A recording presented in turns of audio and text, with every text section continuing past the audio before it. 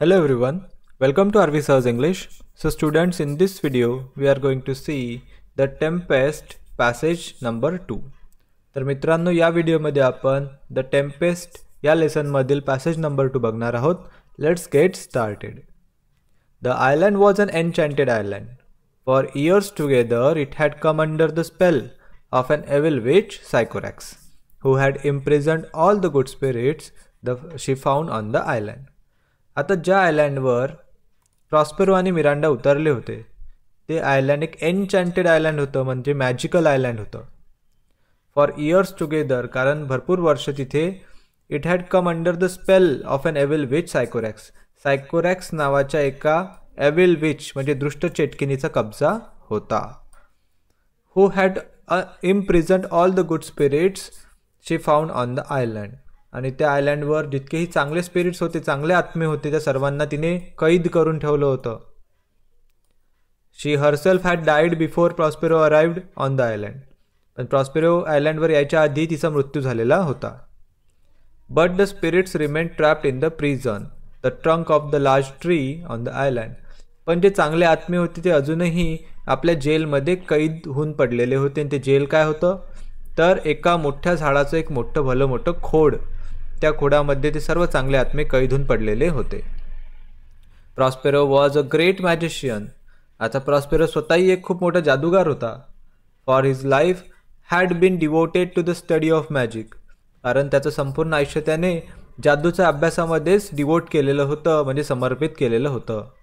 The power of his art enabled him to set free the imprisoned spirits of whom Ariel was the chief.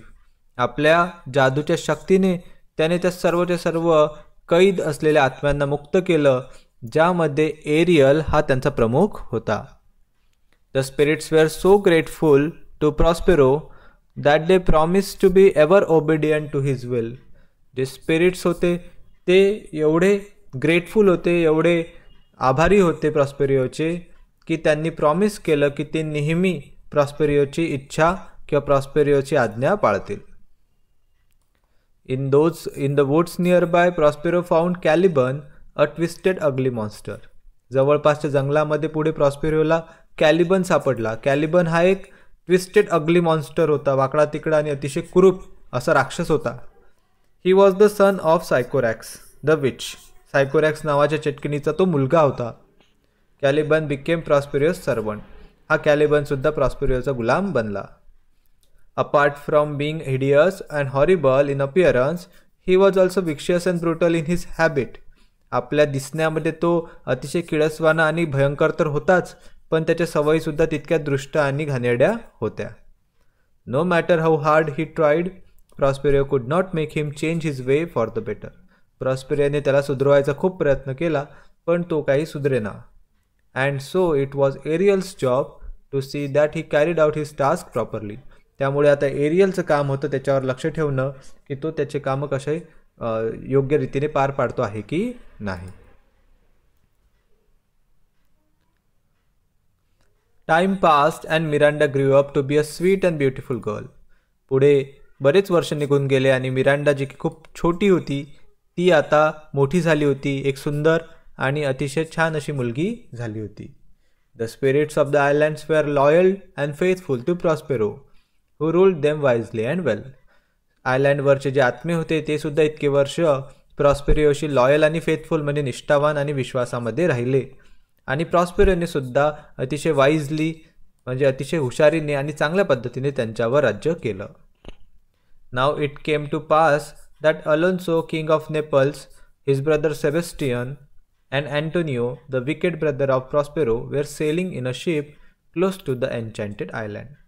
आता असं झालं की Alonso जो की नेपल्सचा राजा होता, त्याचा भाऊ सेबेस्टियन, त्यानंतर अँटोनियो जो की प्रॉस्पेरियोचा विश्वासघाती भाऊ होता, हे सर्व लोक आपल्या शिपमध्ये बसून त्या एन्चॅन्टेड आयलँड जवळून चाललेले होते जिथं प्रॉस्पेरियो राहत होता.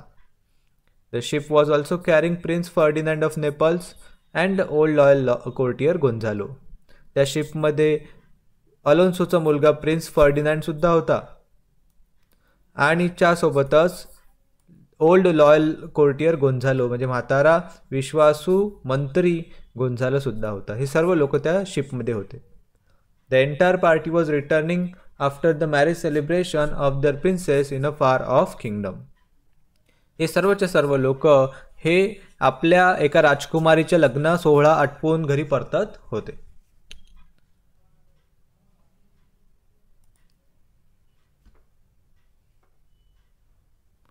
Knowing that his enemies were near his island, Prospero raised a great tempest with the power of his magic.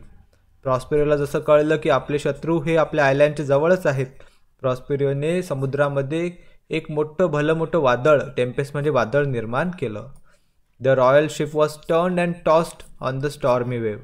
आणि ते रॉयल जहाज त्या अतिशय भयंकर अशा वादळी लाटांवर हेलकावे खाऊ लागलं. It seemed as if it would sink any moment along with all people on board. जणू असं वाटत होतं की ते जहाज कोणत्याही क्षणी समुद्रामध्ये बुडेल, त्याच्यावरच्या सर्व लोकांना सोबत घेऊन. इतकं भयंकर वादळामध्ये ते जहाज अडकलेलं होतं. मित्रांनो, हा होता passage number 2 of the Tempest lesson.